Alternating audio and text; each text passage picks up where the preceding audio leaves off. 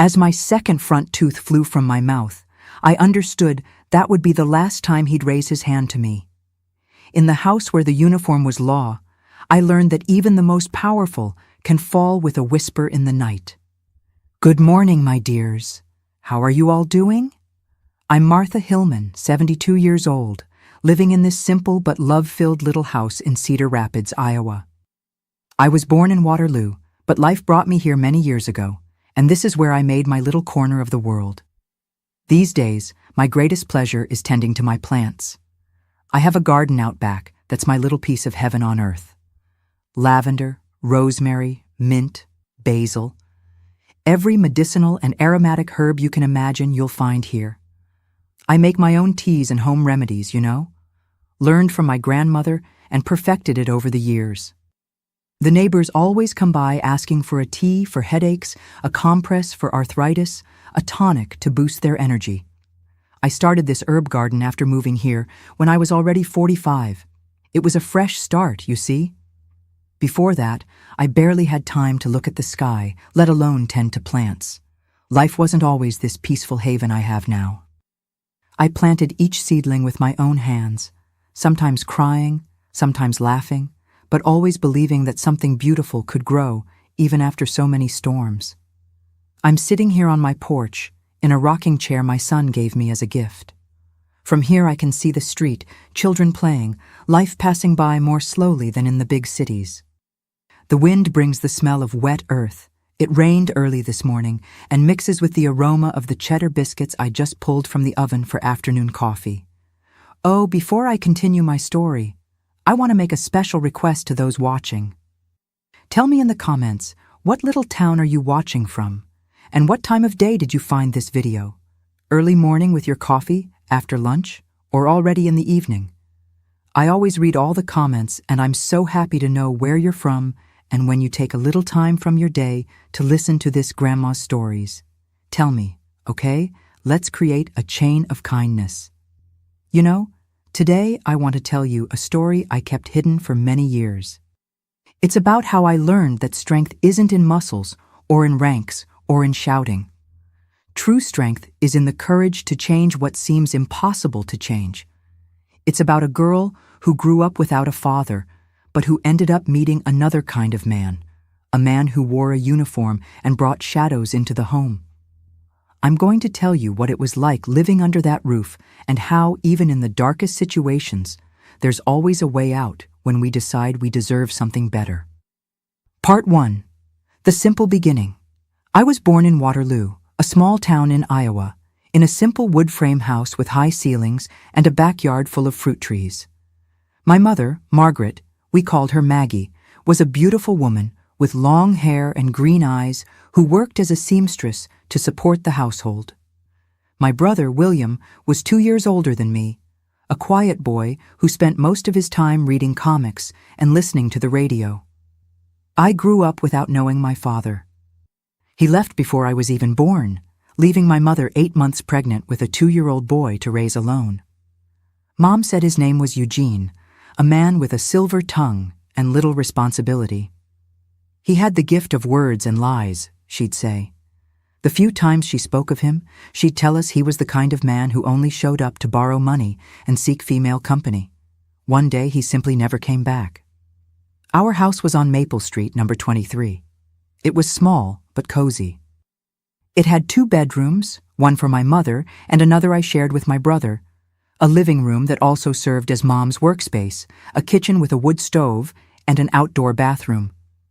The floor was worn linoleum, but Mom kept it spotlessly clean, mopping it daily to keep it shining. In the backyard, we had an apple tree, a cherry tree, and some chickens that gave us fresh eggs every morning. Life was simple, but had its routine. We'd wake up with the rooster's crow around 5 in the morning. Mom was already up, lighting the stove to make coffee and oatmeal for breakfast. After eating, William and I would walk to the public school about 20 minutes away. On the way, we'd play counting cars and trucks that passed. Whoever saw more got to choose the first game on the way back from school. At school, I was a good student, especially in English. My brother had more difficulty but excelled in math. At recess, I'd play hopscotch, jump rope, and foursquare with my friends Susan and Dorothy. William usually stayed alone, watching the other boys play football with an old leather ball. He was never one to mix much. We'd come home for lunch. Mom would stop her sewing to serve us rice, beans, and when we could afford it, some vegetables from the garden or a piece of meat. Then, while she went back to work on her Singer sewing machine, making that characteristic sound, tack, tack, tack, we'd do our homework and help with household chores. I liked cleaning the yard and feeding the chickens. William helped wash dishes and fetch wood for the stove. In the late afternoon, when the sun was cooler, it was time to play. I'd go out to the street and meet the neighborhood kids. We'd play hide-and-seek, tag, and my favorite, jacks. That game with the little metal pieces you throw up and have to catch before they fall. William almost never joined us. He preferred to stay in our room, taking apart and putting together old things he found around the yard. On Sundays, we'd go to the little church on the town square, all white with a steeple that stood out against Iowa's blue sky. After service, Mom would buy us a piece of taffy to share, our treat for the week. That was also when we'd visit downtown, with its tree-lined square, bandstand, and some stores we could only admire through the windows. That's how it was until I was 9. That's when things started to change. I remember well the day Mom came home with a different sparkle in her eyes. "I met a good man," she said, fixing her hair in the cracked mirror in the living room. "A respected man in town, Captain August from the state police.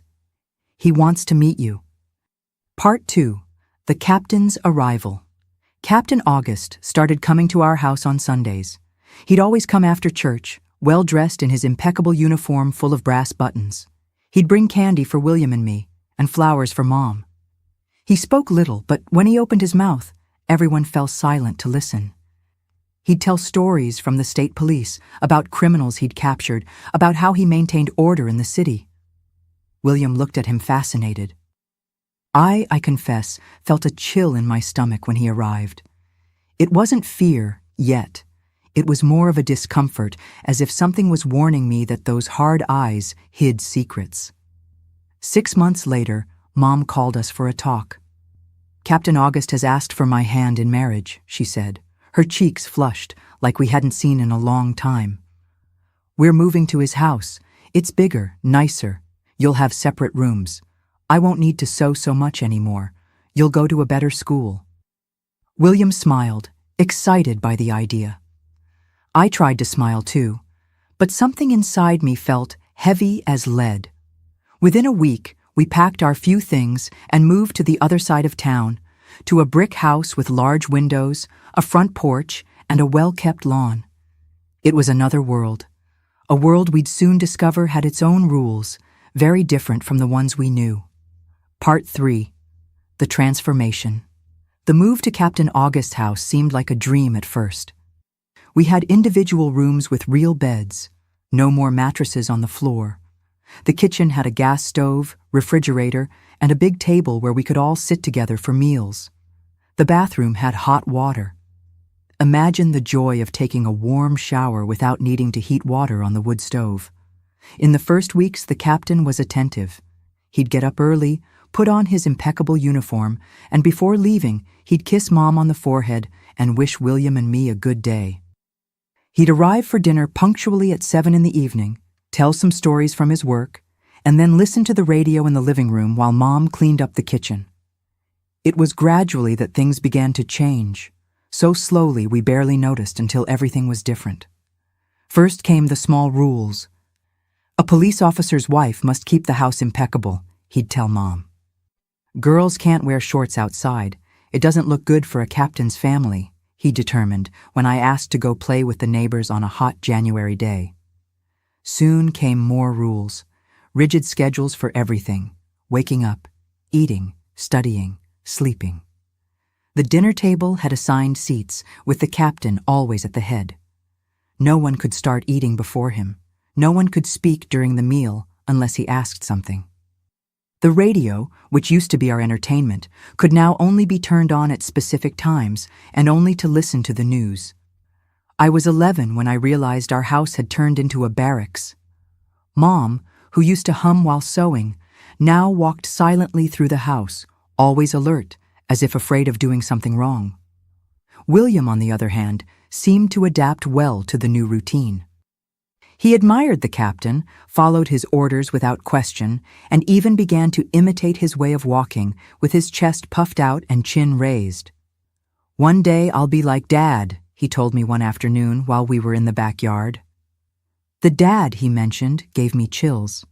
To me, that man would never be my father. Part 4. The Escalation. At 12, I began to notice how the captain's look changed when Mom didn't immediately obey an order. It became hard, cold, as if something dark passed behind his eyes. Then came that low, controlled voice that was worse than any shout. "Margaret, come here." And they'd go to the bedroom, from where sometimes came sounds I pretended not to hear. It was around this time that I had my first direct experience with the captain's discipline. I was in charge of washing and ironing clothes. Among them was the white shirt of his dress uniform that he'd wear to an important ceremony. While ironing the shirt, I didn't notice the iron was dirty and ended up leaving a yellowish stain on the sleeve. I tried everything to remove it. Detergent, lemon, even bleach. Nothing worked. The fabric was left with a faded mark, impossible to hide. When he came home and saw the shirt, a heavy silence fell over the house. Mom lowered her eyes. William quickly went to his room. I was left alone in the living room with the captain, who held the stained shirt with both hands, as if evaluating not just the fabric, but my entire existence. "Do you have any idea what you've done?" His voice was low, but each word felt like a stone. "Do you have any idea what this shirt means? It's respect, authority. It's what separates order from chaos." I tried to explain, to apologize, to say it was an accident. But the words died when I saw his eyes. I'll never forget that look. It wasn't anger, it was something colder, more calculated. What happened next? I prefer not to go into details. Let's just say I learned that day that the captain's discipline left marks, some visible, others not. Marks that took time to heal. From that day on, life in the house followed a pattern. The captain always found something that wasn't up to his expectations. A glass out of place, incomplete homework, an answer he considered insolent. And for each failure, there was a consequence. Part 5. Breaking Point. The months that followed were the darkest of my youth. After the uniform incident, it was as if a barrier had been broken. What used to happen with some intervals of calm had now become almost daily. The captain's house turned into a war zone, where each room held memories of lost battles. At 17, I had already learned to anticipate the signs. The specific creak of the gate when he arrived, the sound of military shoes on the floorboards, the way he placed his cap on the entry table. Every detail could reveal what kind of night we'd have. A carefully positioned cap meant a quiet day at the station. Thrown carelessly predicted trouble. Mom had also developed this ability. We communicated with looks. A simple raise of her eyebrows warned me to stay in my room, out of the way. A discreet nod indicated the coast was clear for me to go to the kitchen or bathroom without being noticed. The worst weren't the physical punishments, though they left marks I still carry today. The worst was the constant humiliation, the feeling of never being enough, of being inferior just for being born a woman. "Women are like recruits," he used to say during dinner, looking from me to Mom. "They only learn through discipline. The difference is that a recruit eventually becomes a soldier. A woman is always a recruit." William, at 19, no longer disguised his contempt for us. He repeated the captain's phrases, imitated his gestures, and what hurt me most, sometimes stood watching when our stepfather corrected us with a strange gleam in his eyes. That quiet boy who shared comics and dreams with me in our old house had completely disappeared. One night, the captain came home later than usual. From the smell, you could tell he'd stopped at the bar before coming home. These were the worst days. Alcohol didn't make him uncontrolled like it does with many men. On the contrary, it made him more methodical, more calculating in his corrections. That night, dinner wasn't ready because he hadn't warned he'd be late. That was the trigger. What followed was a session of shouting about respect, hierarchy, and a wife's role. Mom tried to explain, but each word seemed to fan his fury even more. I was in the kitchen, trying to quickly prepare something to calm things down, when I heard the sound. That dry sound I'll never forget. I ran to the living room and saw Mom on the floor, her hand on her face, a trickle of blood running from the corner of her mouth. The captain stood, adjusting his shirt cuff as if he'd just signed a document, not assaulted his wife. Something inside me exploded. Without thinking, I placed myself between them. "Enough!" I shouted, trembling from head to toe, but firm as I'd never been. "Don't touch her again." The silence that followed was deafening. The captain looked at me as if seeing a wild animal that had dared enter his well-ordered house. Then slowly, a cold smile formed on his lips. Well, the recruit thinks she's become a general. What happened next is etched in my memory in disconnected flashes. I remember the first blow that made me stagger backward. I remember Mom screaming, begging him to stop. I remember William standing at the door, eyes wide, finally seeming to realize the monstrosity happening right before him. I remember, above all, the moment I fell and felt something warm and metallic in my mouth. In the fall, I'd hit my face on the corner of the table. When I brought my hand to my lips, my fingers found an empty space where a tooth had been. The pain came later, sharp, throbbing. The captain stopped, not from remorse, but because blood in the living room meant disorder, and disorder was unacceptable in his house. "Clean this up," he ordered, as if I'd simply spilled a glass of water. Then he left, slamming the door hard enough to make the windows rattle. Part 6. The decision. Mom helped me up and took me to the bathroom. While she cleaned my injured face, she cried silently. "Why did you do that, girl? You know it's worse when someone confronts him." "I couldn't stand seeing him hurt you anymore, Mom," I replied, my voice distorted by pain and the gap in my mouth. She shook her head. "He's the man of the house. We need him." Those words hit me harder than any blow. It was there, looking at my mother's resigned face, that I understood. She would never leave that situation. She had accepted that life as her destiny. In the following days, I avoided the captain like one avoids a venomous snake. I stayed in my room as much as possible, only going out when I was sure he wasn't home, speaking the bare minimum during meals. The lost tooth left a gap in my smile, a constant reminder of the price of defying authority. It was around this time that I began to notice the guns. The captain always had guns in the house. He was a police officer after all. His service pistol was kept in a locked drawer in their bedroom. But there was another, a backup weapon he kept hidden among the uniforms in the closet. One afternoon, while organizing his clothes, a task I hated but was forced to do, I saw the gun's handle among the neatly folded shirts. A shiver ran down my spine. Not from fear of the weapon itself, but from the sudden idea that crossed my mind like lightning. That night, lying in bed, I couldn't sleep. The image of the gun kept returning, insistent as a nightmare. What if, I thought, only to push the thought away, but it came back, each time clearer, more defined. A week after the incident with the lost tooth, I lost the second one. It was because of a broken glass, a simple glass that slipped from my hands during dinner. The captain didn't say anything. He simply stood up, walked around the table, and in a movement too quick for me to defend myself, struck my face with the back of his hand, where his police academy class ring worked as an efficient weapon. This time, William didn't just watch.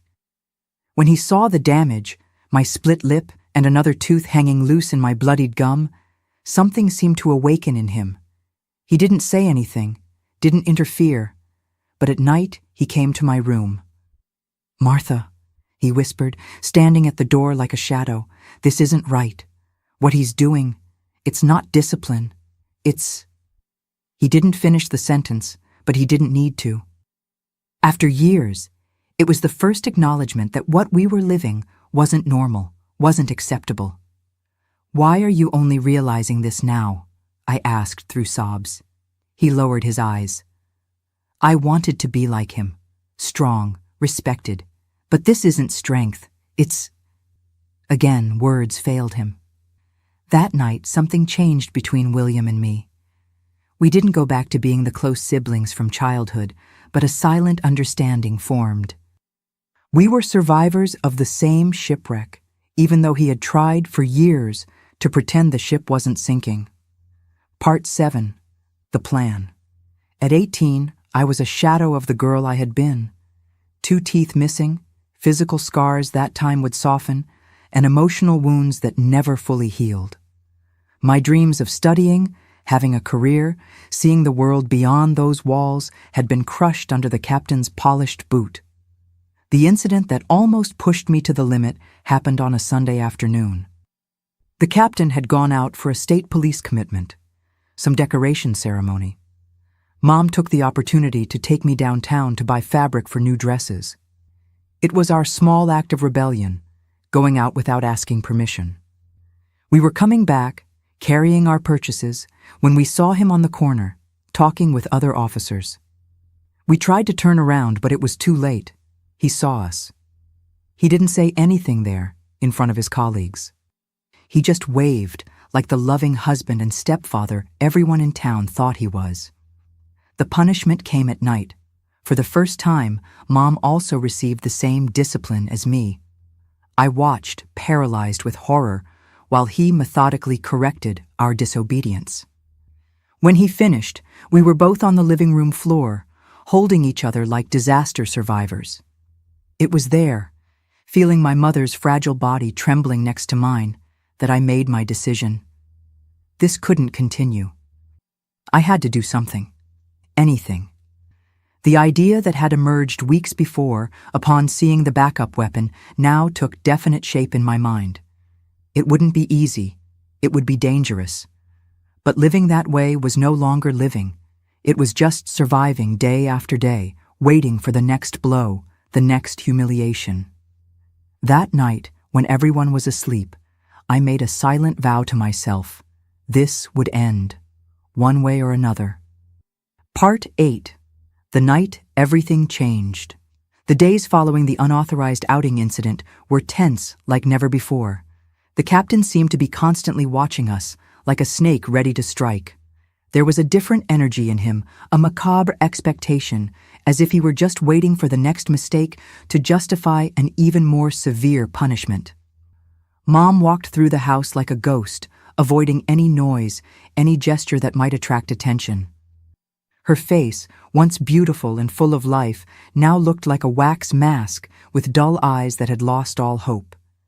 The purple marks on her arms were hidden under long sleeves, even in the January heat.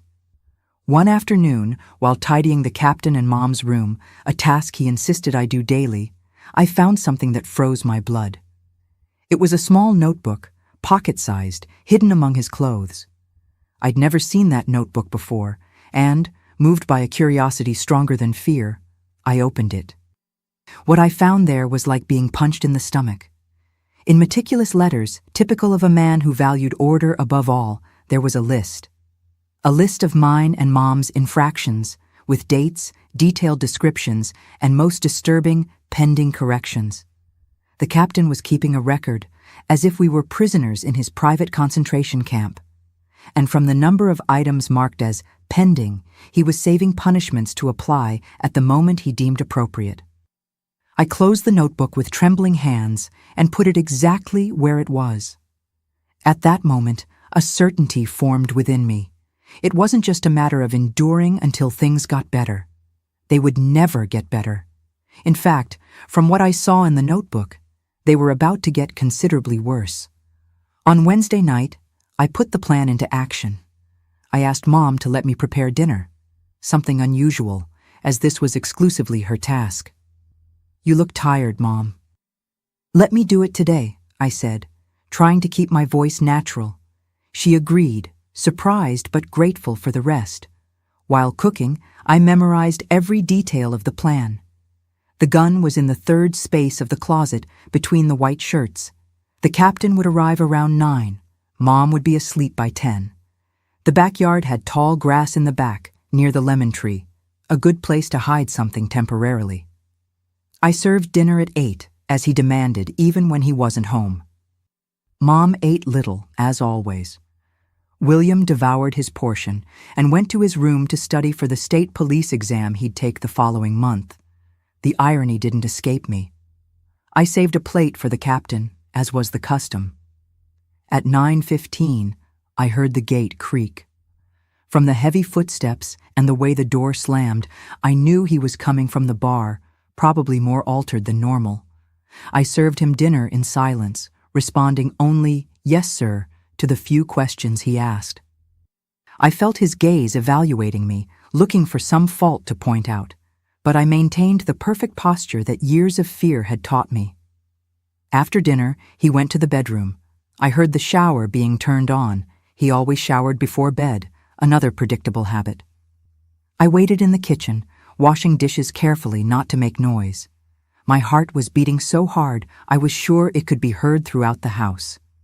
When the shower noise stopped, I waited another 15 minutes. Enough time for him to get dressed and prepare for bed. Then, with silent steps, I went to their room. The door was ajar. Another of his habits, he never completely closed doors because he liked to hear everything that happened in the house. I peeked through the crack. Mom was already lying down, with her back to the door. The captain was sitting on the edge of the bed, his back to me, applying some kind of ointment to his hands, probably for the aching joints he always complained about. The closet was on the other side of the room, partially open. It was the perfect moment. But I couldn't move.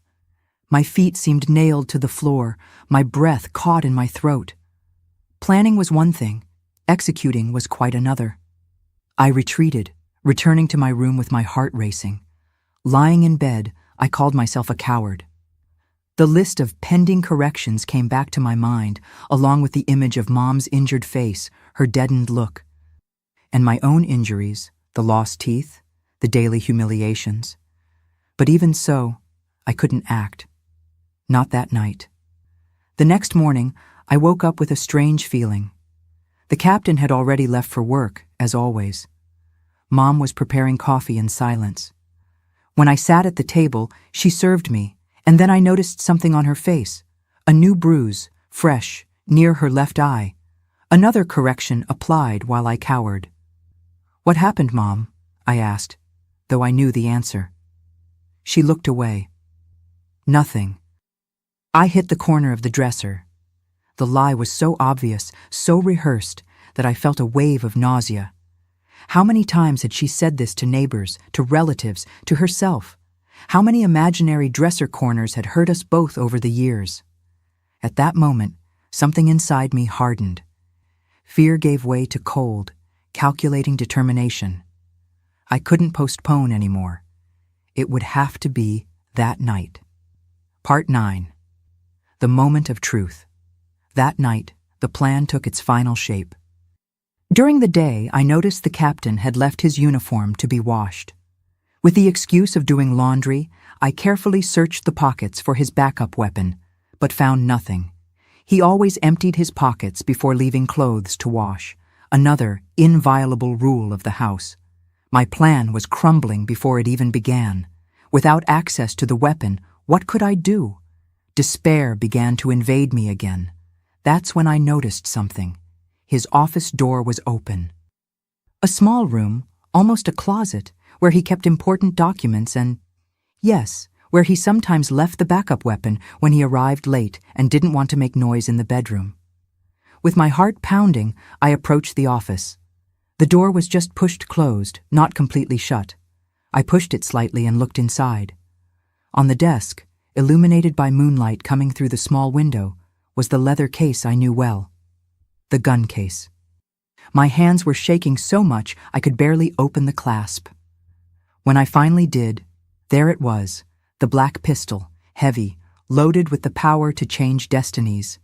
I had never held a gun before. The weight surprised me, as did the cold feeling of metal against my skin. I closed the empty case and left it exactly where it was. I hid the gun under my blouse and silently left the office. Every floorboard seemed to want to betray me, creaking under my feet. But I managed to reach the back door without waking anyone. The backyard was dark and silent, only illuminated by the crescent moon. The tall grass in the back, near the lemon tree, was the perfect hiding place. I knelt and, with still trembling hands, hid the gun among the tree's roots, covering it with loose dirt and grass. I mentally marked the spot, making sure I could find it again. I went back inside, washed my hands in the kitchen sink, and went to my room. Lying in bed, looking at the ceiling, I knew I had crossed a line from which I couldn't return. The captain's gun was missing. When he noticed, and he would notice sooner or later, hell would break loose. He would turn the house upside down, interrogate each of us, and the punishment for the guilty party would be unimaginable.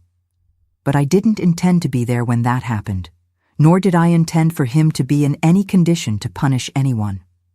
The next morning, I woke up before everyone. The sun had barely risen when I went out to the backyard, with the excuse of picking lemons for breakfast. Actually, I wanted to check if the gun was still where I had hidden it. It was there, just a small elevation in the dirt revealing its presence. The day passed normally. The captain left for work, William went to his technical school classes, Mom and I stayed home, doing our routine tasks, except nothing was normal for me. Every minute that passed was a minute closer to the decisive moment. In the afternoon, the captain came home earlier than usual. There was something different about him, a contained energy, a visible tension in the way he walked around the house, examining every corner. When he passed by the office, he stopped. He stood there at the door for what seemed like an eternity. Then he went in, closing the door behind him. The silence that followed was the heaviest I'd ever felt. Mom and I were in the kitchen, preparing dinner, both noticing something was wrong, but without the courage to comment. Minutes later, he came out of the office and went straight to the bedroom. More silence, and then the sound I feared, drawers being opened forcefully, objects being moved. He had noticed. "Margaret, Martha, come here now." His voice echoed through the house like thunder. Mom and I exchanged a quick look. In hers, I saw fear. In mine, she must have seen something different, because she frowned, confused. The captain was waiting for us in the middle of the living room, his face red with contained fury. "My gun is missing. The backup. I want to know where it is, and I want to know now." Mom went pale. "What gun, August? I don't know what you're talking about." I lied with the same conviction. "I haven't seen any gun, sir." He watched us for a long moment, his eyes passing from one to the other as if he could extract the truth just with his gaze. "If I find out one of you is lying..." He left the threat hanging, more frightening for not being explicit. That night, no one slept peacefully in the house. The captain turned every room upside down, opened every drawer, looked under every piece of furniture. He found nothing, of course. He didn't search the backyard. Why would he? In his ordered and hierarchical mind, it didn't make sense for a gun to be buried under the lemon tree. The next day, the tension was palpable. The captain left early, saying he would report the weapon's disappearance at the station. If someone used it for something, I'll know, and whoever did it will wish they were never born. When he left, I looked at Mom. There was something different about her, too. A gleam in her eyes I hadn't seen in years. "It was you, wasn't it?" she asked in a low voice. I didn't answer, which was answer enough. "What do you intend to do, Martha?" Her voice wasn't accusatory. It was curious, almost hopeful. "What should have been done a long time ago, Mom?" She nodded slowly. She didn't say anything else, but I felt that somehow I had her silent approval. Part 10. The final night. That night, the captain came home late. From the smell, he had stopped at the bar again. He was in a bad mood, grumbling about incompetence, about how no one took the gun's disappearance seriously. "I'll have to replace it out of my own pocket," he complained during dinner. "These idiots think guns grow on trees." The irony of the phrase almost made me smile. Almost. After he went to sleep, later than usual, after drinking almost half a bottle of whiskey in the living room, I waited. This time the wait wasn't to steal the gun. The gun was already with me. The wait was to use it. The early morning was hot and stuffy, typical of January in Iowa. Sweat ran down my back as I crept through the backyard to the lemon tree. The dirt was soft, easy to remove with my hands. In a few seconds, my fingers found the cold metal of the pistol. I carefully cleaned the dirt from the gun, checking if it was in working condition.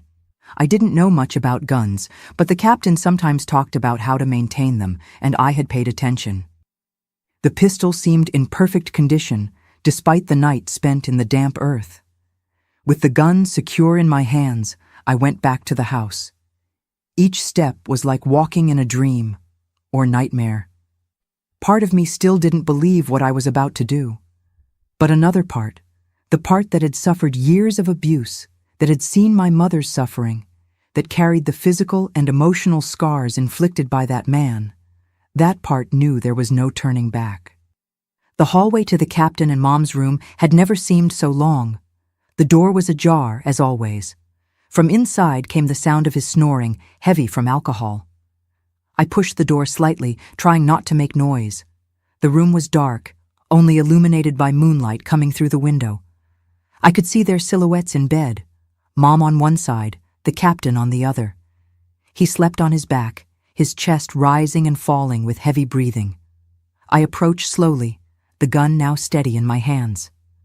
Fear had given way to a strange calm, almost supernatural.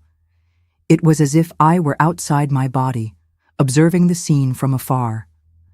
I stopped beside the bed, looking at the man who had turned our life into hell. In sleep, his face was relaxed, almost peaceful, so different from the mask of authority and cruelty he wore when awake. For a brief moment, I hesitated. Would I be able to do this? Then I remembered everything. The years of humiliation, the screams, the blows, the lost teeth. Mom's dead look, the notebook with the list of pending corrections, the certainty that as long as he lived, we would never be free. I aimed the gun. The shot sounded like thunder in the silent night. Part 11. Freedom. An instant later, everything changed forever. Mom woke up startled, her eyes wide with horror when she understood what had happened. Captain August didn't move again. The bed, once the territory of our fear, became the scene of our liberation. "My God, Martha!" "What have you done?" Mom whispered, her voice trembling, her hands covering her mouth. I stood there, paralyzed, the gun still warm in my hands. A strange calm invaded me, as if a storm that had raged inside me for years had finally passed. The sounds seemed distant, muffled, as if I were underwater. William appeared at the door, awakened by the noise. His eyes, sleepy at first, soon widened as he understood the scene. He looked at the captain, at the gun in my hands, and then directly into my eyes. I thought he would scream, that he would run for help, that he would turn me in. After all, for years he had been the captain's faithful apprentice, absorbing his values, imitating his gestures. But something unexpected happened. William entered the room, closed the door behind him, and with a voice I didn't recognize immediately, deeper, more decisive, said, "We need to get him out of here. Now." That night turned into a feverish nightmare of practical actions. William took charge with surprising efficiency, as if he had rehearsed that moment. "We need blankets and ropes. We're taking him to the back of the yard." Mom remained sitting on the bed, her eyes fixed on her husband's motionless body. "Is he really gone?" she asked, her voice small, like a lost child's. "Yes, Mom," William replied, with a gentleness I hadn't seen in him for years. "He'll never hurt you again." While Mom stayed in the room, William and I executed the improvised plan.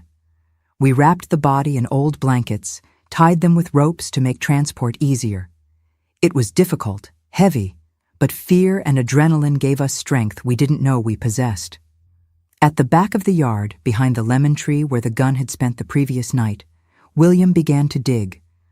The earth was soft because of recent rain, which made the work easier. I helped as I could, taking turns in the task of digging a hole that would be large enough. While we dug, William spoke quietly, as if afraid the house walls might hear us. I knew one day this would happen. I didn't know how or when, but I knew it had to end. "Why did you never help us?" I asked, my hands aching from the effort of digging. "Why did you take his side?" William stopped, leaning on the shovel. In the dark, his face looked older, more tired than a 20-year-old should look. At first, I really believed he was right, that discipline was necessary, that men should command. I wanted to be like him, respected, feared. He resumed digging before continuing. But when I saw what he did to your face, when I saw the teeth, something broke inside me. I realized it wasn't discipline, it was cruelty. It wasn't strength, it was cowardice. A single tear ran down my brother's dirt-covered face. "Forgive me, Martha. I should have protected you." I didn't respond immediately. Years of resentment don't disappear in a single night. But I nodded, acknowledging his pain, his guilt. Perhaps forgiveness would come with time. When the hole was deep enough, we placed the wrapped body inside. William picked up the shovel to start covering it with dirt, but I stopped him. "Wait," I said, and knelt at the edge of the hole. I looked one last time at the covered volume that represented the man who had turned our life into hell. I felt no remorse, just immense relief.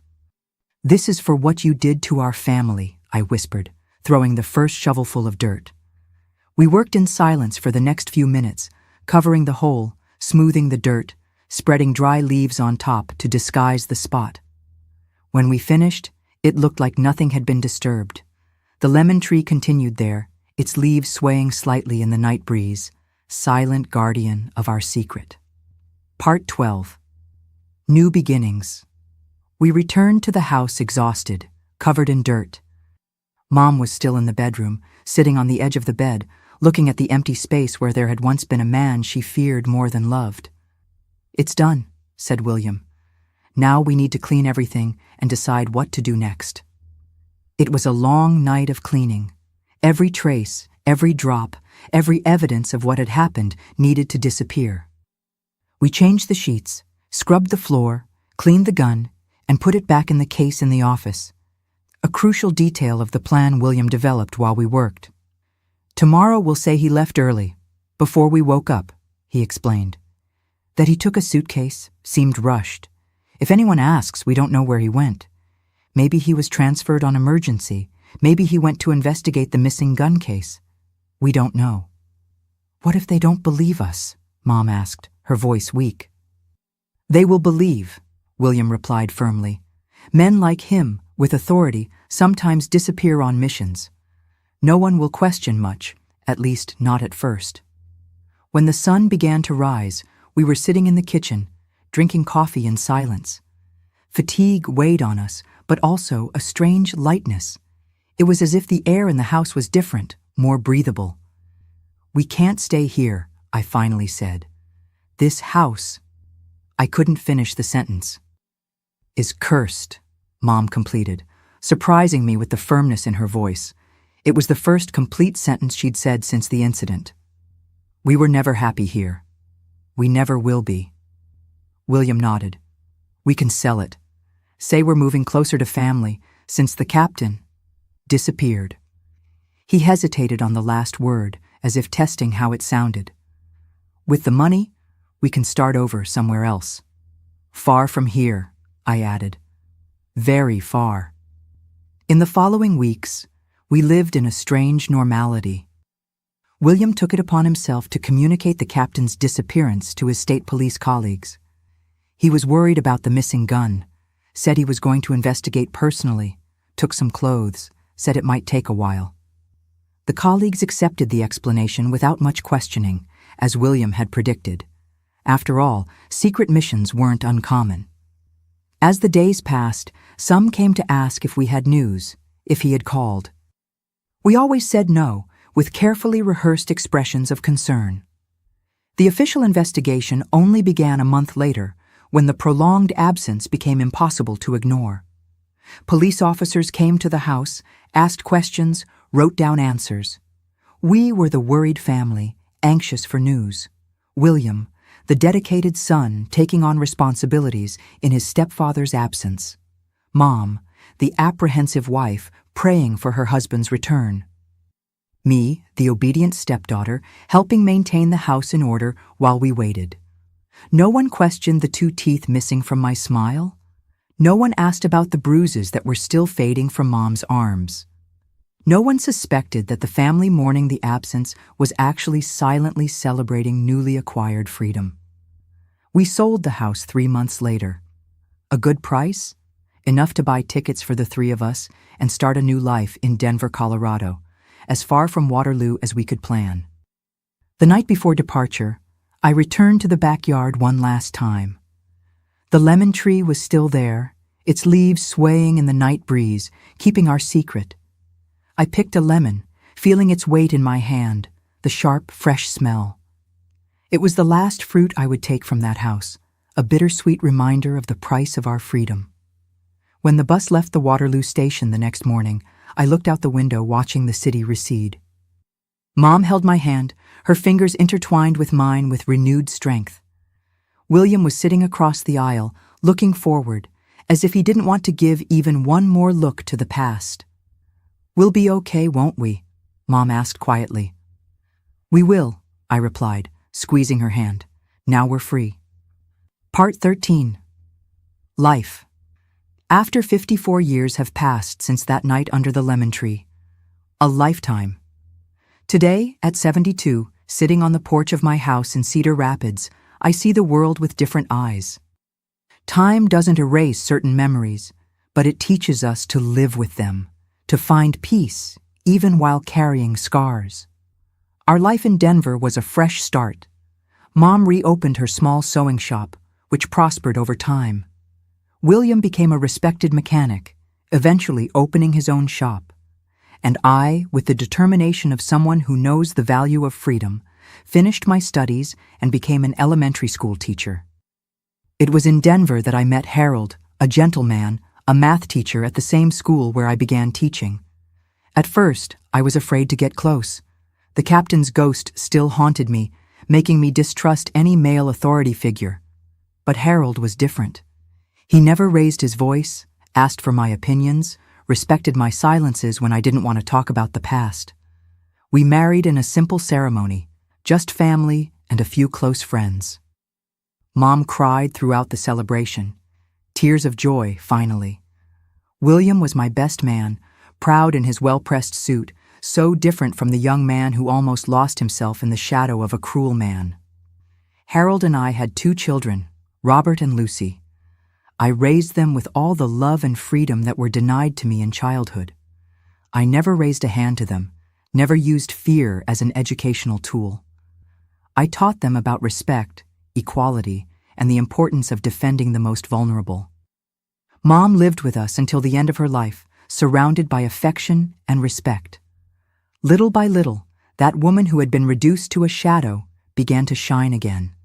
She became the grandmother who told stories, who taught old recipes, who laughed with her grandchildren. She passed serenely at 76, in her sleep with a smile on her face, an end so different from what could have been. William married Mary, a young Denver teacher, and had 3 children. Our relationship, once marked by resentments and silences, transformed into a solid friendship. We never spoke openly about that night, but there was a silent understanding between us, a bond forged in the most extreme moment of our lives. For 30 years, we built our life in Denver. I taught, took care of the family, cultivated a small garden in the backyard, perhaps inspired by the lemon tree left behind, but planting only things that brought beauty and healing, never secrets. The move to Cedar Rapids happened after retirement. Harold and I wanted a quieter place, closer to nature. Robert was already established in Chicago as an engineer, and Lucy worked as a doctor in Minneapolis. It was just the two of us again, free to choose a new path. We chose Cedar Rapids by chance, or maybe it wasn't chance. We visited the city during a vacation trip, and I was enchanted by the simplicity of the place, with the Cedar River cutting through the landscape, with the human warmth of the residents.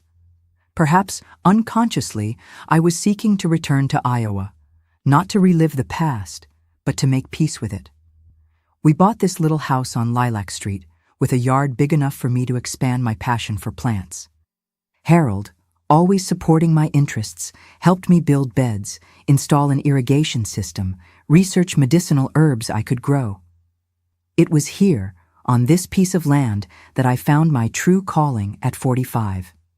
I started studying books on phytotherapy, then took distance courses, participated in meetings with local herbalists, learned from the region's elders. I transformed knowledge into practice, growing herbs, preparing home remedies, helping neighbors with simple health problems. Harold passed 5 years ago, victim of a sudden heart attack while working in the garden we loved so much. It was a painful loss, but different from all the others I'd experienced. There was no violence, no cruelty, just the natural cycle of life completing itself. I cried for my companion of 4 decades, for the gentle man who taught me that not all men are like the captain. Epilogue. The Garden of Healing. Today, my routine is simple and rewarding. I wake with the sun, have my coffee watching the birds that visit the garden. I spend mornings tending to plants, harvesting what's ready, planting new beds when the season allows. I prepare my teas, ointments, and tonics in the kitchen, Harold renovated especially for this purpose, with wooden counters and shelves full of labeled jars. In the afternoons, I receive visitors. Neighbors who come for remedies for joint pain, young mothers worried about children's colds, elderly people looking for something to improve sleep. I don't charge for these impromptu consultations. I just accept what they offer in exchange: a homemade cake, fresh eggs, the promise of a Sunday visit. Robert and Lucy visit me whenever they can, bringing my 5 grandchildren. The house fills with life, laughter, stories. They love the garden, especially the aromatic herbs area, where the smell of rosemary, basil, and lavender mixes with the aroma of wet earth after rain. My grandchildren call me Plant Grandma. They don't know much about my past, just enough to understand that I wasn't always the serene grandmother they know today. Robert and Lucy know more, of course. I told them parts of the story when they reached adulthood, omitting only the darkest details. They understood, or at least accepted, that certain choices are made in circumstances I hope they never need to face. When the grandchildren ask about the 2 front teeth that aren't natural, even with the modern prosthetics I have today, I just say it was a childhood accident, a half-truth that spares their young minds from stories too heavy to carry. On stormy nights, when the wind shakes the windows and thunder makes the house tremble, I still wake startled sometimes. For a brief moment, I'm back to that night, with the gun in my hands, my heart racing. But then I look around, see the walls of my house in Cedar Rapids, smell the herbs drying in the kitchen, and return to the present, to safety, to the peace I conquered at too high a price. I don't regret what I did. Maybe that makes me a terrible person in some people's eyes. But when all options end, when the system that should protect becomes complicit in abuse, all that remains is the most difficult choice of all: to survive. Sometimes, when I'm alone in the garden, talking to my plants as if they could hear me, I think about how strange life is in its paths. How that scared girl from Waterloo, with 2 teeth missing and a body marked by years of abuse, transformed into this white-haired lady who grows healing herbs. Maybe that's what I do in the end: cultivate healing. For others, with my herbs and knowledge. For myself, with the daily ritual of putting my hands in the earth, caring for living beings, transforming what could have been just bitterness into something that benefits others. The neighbors respect me. The street children call me Ms. Martha of the Herbs and come asking for stories and homemade ginger candies. No one here knows about the lemon tree in Waterloo, about the captain, about the night that changed everything. They only know the quiet lady who lives in the house with the flowering garden, who always has tea to offer, an attentive ear to listen to problems. And maybe it's better that way. We aren't just our most difficult choices, our most extreme actions. We are the sum of everything, the traumas and the healings, the falls and the recoveries, the nights of despair and the mornings of hope. Today, sitting on my porch, watching the sunset paint Cedar Rapids' sky with shades of orange and pink, I feel a deep gratitude for the life I built from the ashes of what could have been just a tragedy. The lost teeth were replaced, the physical scars faded with time. The emotional scars are still there, but I learned to live with them, to transform them into wisdom, into understanding for others' pain. This is my legacy for my children and grandchildren. Not the violence of one night, but the strength of all the days that followed. The ability to start over, to bloom even in the most unlikely soil. The certainty that no matter how dark the night, dawn always comes. And when it comes, we can choose to plant a new garden. My dear ones who have accompanied me this far, I've shared with you a story I kept hidden for a long time. It's not easy to relive certain memories, but I believe our testimonies have power when shared with those who need to hear them. If you're living in an abusive situation, I want to tell you, from heart to heart, you are not alone. You don't deserve what you're going through. And most importantly, there is a way out of this hell. I've learned that age doesn't define our strength, but rather our ability to start over each day. When I think of the girl I was, afraid to breathe in my own home, and the woman I became, I see that it's never too late to seek a different life. My wrinkles are maps of survival. Each one tells a story of pain overcome. I carry visible and invisible marks, but none of them completely define me. They are just parts of the journey that brought me here, to this moment when I can share my story in the hope that it helps someone. Life taught me that even in the deepest darkness, our inner light never goes out. In the darkest moments, when everything seemed lost, something inside me refused to give up.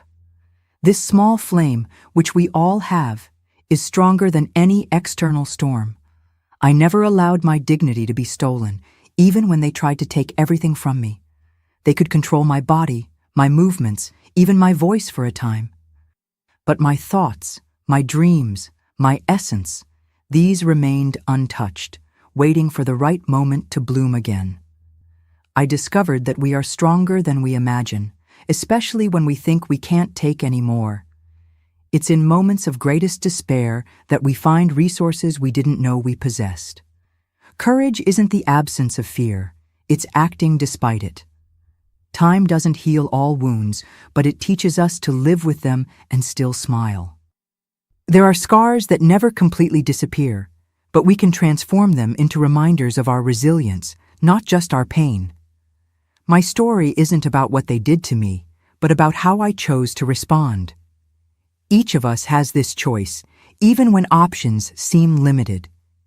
We can choose to survive, we can choose to start over, we can choose not to let abuse define who we are. I learned that true strength isn't in never falling, but in getting up every time. I fell many times throughout life. There were days when the weight of memories seemed impossible to carry, but every morning I got up, took a deep breath, and took one more step forward. Abuse leaves invisible scars, but recovery shows that we can bloom even after the storm. Like my plants that grow after heavy rain, we too can find strength to rise again, more resistant than before. I discovered that my voice, even trembling, has power when I decide to use it. For years, I stayed silent, believing no one would listen. Today, I know that sharing our truth, even in whispers, can be the first step to liberation. Age has given me wisdom to understand that it's never too late to start over. I built a new life at 18, rebuilt another at 45, and continue creating new beginnings every day at 72. There's no expiration date for hope. My experience taught me that our story doesn't end in the painful chapters. The abuse, the violence, the pain, they are just parts of the journey, not the final destination. The true end of the story is the one we choose to write with our own hands. I learned that surviving is a form of resistance, and living well is the best revenge. Every moment of joy I experienced after those dark years was a victory against those who tried to destroy me. If you or someone you know is going through a similar situation, know that in every country there are authorities and organizations ready to help. Seek information about protection in your region. Don't face this alone. There are people willing to support, to believe, to help. The signs of abuse are often subtle at first: excessive control, isolation, humiliations that gradually increase. Be alert to these signs in your life and in the lives of those you love. Early intervention can make all the difference. Dignity and respect are universal values, no matter where you are. No one has the right to hurt, humiliate, or control another person. This truth transcends borders, cultures, languages. As a global community, we have responsibility for each other. Don't close your eyes to others suffering. Extend your hand, offer help, be part of the solution. Sometimes a simple, "I'm here for you," can be what someone needs to find courage. And now, my dear ones who have listened to me this far, I make a special request. If this story touched your heart, if you felt a connection with what I shared, please subscribe to the Grandparents' Tales channel and hit the bell right now. Your subscription is more than a simple gesture. It's a way to ensure these stories of overcoming reach more people who may be suffering in silence at this very moment. Share this video immediately with someone you believe needs to hear this message. Maybe you don't know it, but that friend, neighbor, or coworker of yours may be living their own private hell, thinking there's no way out. Your share could be the thread of hope they need to find courage. Leave the word freedom in the comments if you watch to the end. It's a way to show each other that we're not alone, that we form a community of people who care, who believe in the possibility of new beginnings. Do it now. Don't wait even one more minute. Your action could literally save a life.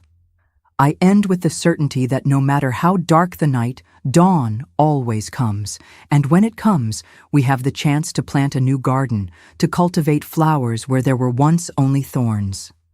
That's what I wish for each of you, the courage to believe in the dawn, even in the longest night.